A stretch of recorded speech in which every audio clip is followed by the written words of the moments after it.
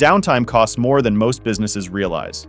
98% of organizations report that every hour of downtime now costs over $100,000. That's not just lost productivity. That's revenue, trust, and momentum gone in real time.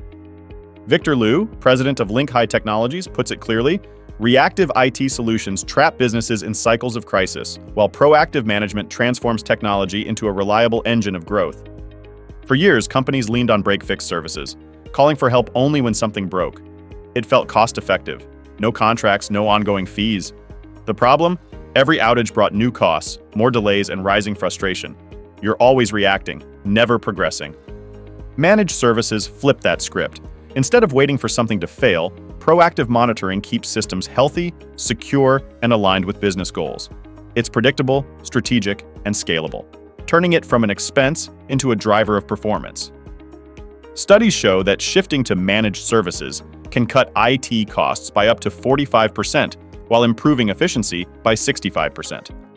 The difference is clear. Break-fix reacts to problems. Managed services prevent them. One leaves you vulnerable, the other builds resilience. You can read the full article on our website to learn how to make the shift. And add this to your playlist so you never miss a beat in keeping your business one step ahead.